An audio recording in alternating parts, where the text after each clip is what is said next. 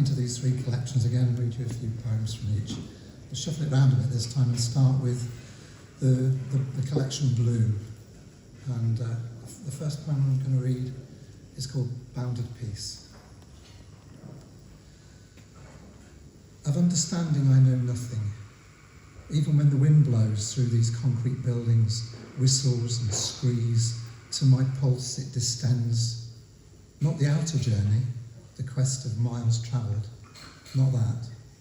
Not the dialogues, the meaningful conversations, not that. Nor the endless study through dusty books that catch the breath. None of these will make a difference. It is the inner journey, the 8 levels of consciousness, the depths of inner work, the subtle signs and emptiness of breath. Whatever we want, we will find if we give. Whenever we speak, we have lost that inner journey, creating distraction that bounds our peace. And when I read this poem with a mind to thinking that I might read it here tonight, bearing in mind I wrote this in 2017, it's called Open Talk, The Joy of Destiny. And I kind of read it and I thought, in a weird kind of way, it's almost like this is a poem written about doing a poetry reading here this evening. You'll see what I mean when I read it, but it wasn't written for that purpose at all. And it's about Blue, not about me, of course. So. Everyone was there that would be there. No more testing or shaping into prototypes. The time for launch had arrived. You see what I mean? A small insect, no larger than a wasp, was throwing itself at the window pane, trying to gain entry, to listen to what Blue had to say. Like a TED talk, this would be the presentation of his lifetime, the big break he had always wanted. Everything he knew in 18 minutes, a talk about determinism, the joy of destiny. It was only a matter of remembering the lines he had learnt. Expectations high, his voice slightly quivering, inside a state of blind panic as he neared his time slot. In 30 seconds, he remembered the journey of 10 years to get here, standing on the stage, breath leaving him, eyes glazing, enough now to open his mouth and the words expand. Sense-making, creation on the fly, everything a coherence, a small rain dance that would make it all so obvious. Close friends in the front row, was that a smile or a smirk? All now worthwhile. True recognition for the contribution, those late nights burning oil, raging against the light, not letting go, although it would end soon enough. And finally, finials of praise hold him up. He vaguely hears the words of the host for the evening. The peace, the understanding, all for this, all for nothing. You see what I mean? It's kind of uncannily about tonight. So, I genuinely did write that years ago. Sparks of metal hammer. Diving for pearls, he said, will be the death of me. And he chuckled into his beard, old coyote, the bane of the village, bitterly sweet. When there used to be a blacksmith here, you could see the sparks from the metal hammer, iron, hot and pliable, steam heating the winter air, open overcoat just keeping the wind out. He didn't mean literal pearls, of course, since the curse from that crossroads deal, he had looked for every treasure he could find, mostly in the souls of the travellers. He would take them with him, ride on horseback until the sky was filled with stars, then let them on their way. He had caught all he needed, their stories of pain. This next poem is called Experiments in Sound, and it lends itself to the subtitle of the collection, Blue, Experiments in Sound. And it talks about different ways that music's made in studios and things like that. If you're old enough, you'll remember reel to reel and things like that. If you're not, you won't have a clue what I'm talking about. Thinking back to the days when all there was reel to reel, when a Stanley knife and sellotape would make an album, when playing music backwards brought something new, and the mystery of the musical scale. Why we had only those notes, when there were limitless notes in between each one, and the ear could hear them if we played them. One note, all that is needed to bring tears to the eyes. 2 notes bring grief, and 3 notes bring despair. A string of notes speaks more than 1,000 words. Anyone can do this. Anyone can make music, from the beat of a drum to the clap of hands together, pacing the room, looking for something that resonates. Back, back, back to the source, a heartbeat, feeling blood coursing through the body, dancing now, awakened by a rhythm, everything awake, alive like never before, remembering that music touches to the heart of things, a language that bypasses the mind, and the final grace that comes in that gentle moment, a single note stretching out to the end of time, fading and never quite ending, leaving hope.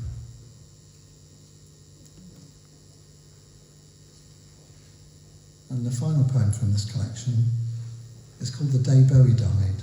Do we all remember the day Bowie died? Do you remember what you were doing?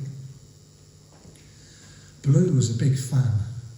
The day Bowie died, he wore black, was on Facebook early that morning telling everyone how devastated he was.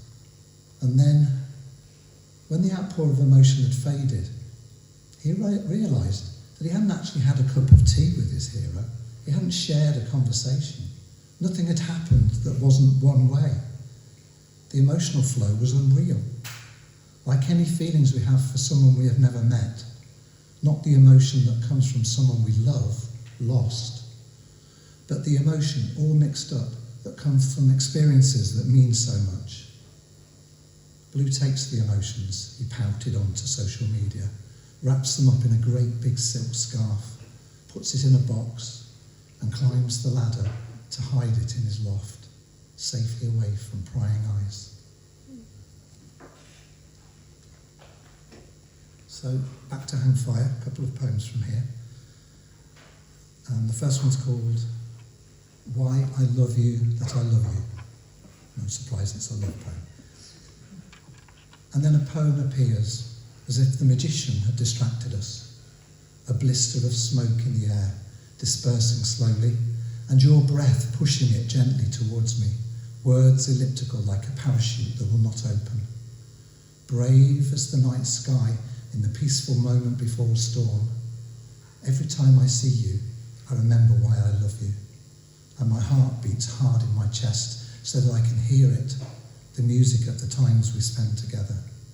It can't be contained, this description of love, created in the crevices and the gaps, nurtured like a fine whiskey, every taste as a breath escaping, every concentration a climb, until our hands hold together to the reflection of time. Eke out the paragraphs, you said, as though they were controlled. Remember why you started this. Find a focus, the love of another, many lines, all interlaced, and nothing original to say except that I love you. I wanted to tell you a little bit about this next poem called Now Hold the Fire. This collection came out in 2019, and a year or so later, during pandemic, during lockdown, I was in a global online community connecting with other people who did similar work to me, coaching and things like that. And I was in a one-to-one conversation with a guy from Toronto called Nick, who's an incredibly creative guy, wonderful guy, and also a poet. And we'd seen that in our write-ups. He said, "Oh, you're a poet, Stuart?" I said, "Yes, I am."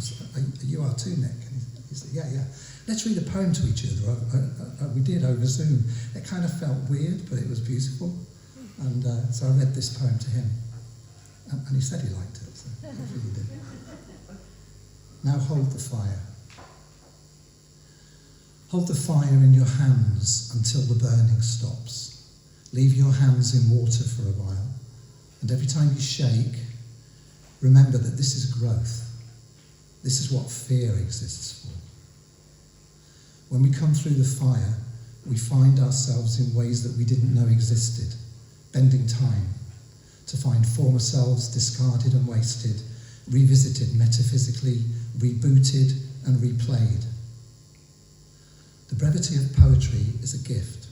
It's only left on the floors of derelict buildings, scratched in chalk for others to find, to wonder at the petulance of mercy. Keep the house fires burning, make the flames burn high. Everyone who makes a flame can hold a dark reply. Fire brings a cleansing, a stripping back of form, something we can all hold on to, a memory of existence. Beyond these words, there is a pregnancy of meaning that emanates like the darkness of mind from a solar eclipse, opening for the arrival of royalty, as though it all mattered more than it actually does. What do you think we are doing now? Putting on a hat, a scarf with a neat checkered pattern, stepping into the night, still and dry, warm too, and giving a hint of a smile, knowing what's coming, waiting for the train to arrive, to step on the carriage and actually be on the way, city to city, for a dream that hasn't died. Now back to Alice Reimagined. I owe a lot to tonight because I've been writing this collection for 7 years, and then Alison approached me back in January and said, would you be okay to do a poetry reading? So I thought I'd better get this damn thing finished then, hadn't I? So that was part of the reason why this is now complete. So thank you for that, Alison. You're welcome. I said the book's about Alice. There's a bit in the middle of it called The Warehouse of Alice's, where I take 10 characters, 10 people who really existed, whose first name was Alice, and write a poem about each of them.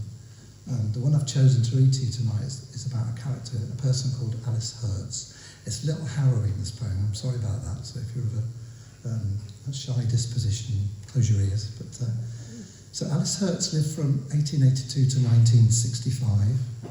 She was the first activist in the United States known to have immolated herself, burnt herself, in protest of the escalating Vietnam War, following the example of the Buddhist monk, whose name I struggle to pronounce, Thich Quang Duc, who immolated himself in protest of the oppression of Buddhists under the South Vietnamese government.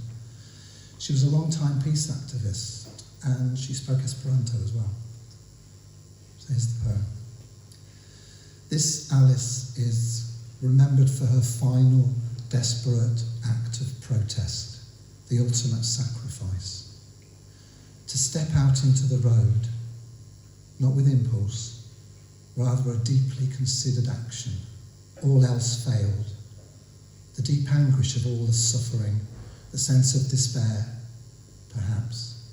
And in the calm mind of an 82-year-old woman, she steps into the agonizing pain of self-immolation, a bland label for burning oneself to death, a loud action, a silenced voice. The actions of passers-by to put out the flames and create 10 days of enduring pain, the intentions of each action in this gruesome scene, not going to plan, unintended consequences. Peace activism. Will the suffering ever cease? Wars, conflict, killing, no end in sight. The human condition, for as long as our insight is obscured by clouds. So there's a section in here of poems about breath. So I'm going to just read 3 of those. They're all quite short. The first one, if you've any familiarity with meditation, you may know of box breathing, where we breathe in for 5, hold our breath for 5, let go for 5, and then hold for 5 before we breathe in again. It makes sense because it's in the poem. So looping breaths. Air flowing in, air flowing out. Count 5, hold for 5, count for 5, hold for 5. Form a box. Make sense of the air that flows. Give sense to the overload. It's all in the belly. Air flowing in, air flowing out. Whilst making the tune, every breath, every pause of intent. If you knew then what you know now, overreaching to create the incredible, hyperventilating in the sympathetic system. Out beyond the logical, there is a primal breath, watching the white smoke rising, dispersing, rehearsing the main themes, air flowing in, air flowing out, the sensory overload, the essence of existence, the miracle of the living system, the last breath then, and all shuts down. This frame, this machine to our mind, becomes dust, becomes ashes, becomes fragments. Every breath. The idea that we could know how many breaths we have in total, how many we have had, and how many left.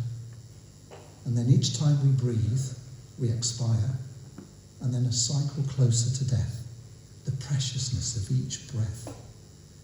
Experimenting with slowing the breath, since then we will live longer in analog time. A line passes, and less breaths are left. How would we pass that time if we are on our last 100 breaths? Would it bring a peaceful acceptance? And yet we do have a limit of breaths. We just don't have the number. How preciously every breath can be taken. No breath. No breath is like the gasp when the firstborn emerges. No breath is like the rasp of despair at the death of a parent. No breath is like the last as they slip away. No breath is like the haul on the loss of a relationship. No breath is like the call in the night from a dream of endings. No breath can prepare us for the sufferings of each new perception. No breath is like no breath, is like the end of times, of all that we hold precious. This is called light sparkle and thread of colours. If you've any familiarity with chakras, with Reiki, with healing energy, you'll hear the colours of the different chakras within this poem. Alice is standing, waiting, wondering, without pause. Now she looks at me and she sees through, sees the energy flow within, up and down my spinal column. She understands and feels this flow, drawing it up from the ground, pull it down through the crown. She watches as the energies mingle, light sparkling of orange, red, green, purple, and white, white, white. All colours flooding through my mind, swirling and swaggering, awakening me, bringing greater intuition. Then she sees through the fog of greyness, and with fingers of an adept, she threads colours through the mist, weaves them together, creates a river, many-coloured and flowing with warmth. Now I am sitting on a chair, no, more like a throne, my arms resting on the arms of the throne. I seem to be moving through the air, neither up nor down, feeling intense heat flushing through my body, pushing out all negative thoughts, cleansing my energy system. And I am at the feet of thousands of others, all smiling, seeing me and not seeing me, being a part of a great mass, not alone, not individual, merged with the entirety that is all, that is one, male and female, spirit and soul. The conversation means much when words are no longer used, when synergy comes through, when qualities merge. The edge of understanding is a step into air, hands over the eyes, helping to channel the seeing in the mind's eye. There is air, there is no movement. There is fire, there is no burning. There is water, no drowning. There is earth, no burial. Through elements comes balance, and through balance comes the energy to move forwards, break the wheel, pass onwards. And two short poems, one called Pass Out, one called Passes By. Pass out. Nothing. No thing. Not things. and the haziness of losing consciousness as the sound blurs and all blurs to white. From here, I can see, be, become, wonder, wander, and will into being. And then the light fades to black. Nothing is left but the vagueness of existence. All, tall, become. Passers by. The rain reflects cellophane-like on this grey pavement, a hue of winteriness. Everything glistens now. Passers-by don't stop, don't notice, and watch every atom, each fragment of reality, awake to the idea that we are all merged into a one, alive and truly feeling each moment. Pass by, side by side, alive, and energy surging into the space between, enlivening us all. Because that is the essence of existence, and we are all passers-by in the nature of it all. I have just one more poem to read. This one is unpublished. Well, it's kind of published. It's from a collection of poems, love poems, that I wrote to June, my wife. So there is only one copy of this, and June has it. So this is called In Kind. There's a reaction to that, thank you. When I smile at you, which I forget to do too often, you smile back and you laugh. And your laugh reminds me of the core of this life. We are here to create our own little impact on those around, the random acts of generosity that unpick the cruel. All that you taught me is a wish-protecting jewel, and I owe my freshest eyes to you, my total sense of the purpose we bring, because you connected me to the kindness within that I lost on the journey, only to find it there all along. Please bring me a memory with the morning coffee. Wait until the birdsong has stopped, and then run like you mean it, like the feelings you cherish are held to your heart, the kindness that grows, multiplies and creates the love that grows back. I open my heart to you, I offer myself, and the reply is as open as the sound of intention, all set down, all kinds of trinkets, each one a memory, accompanied by sounds, and our voices are in harmony now, in kind. Thank you.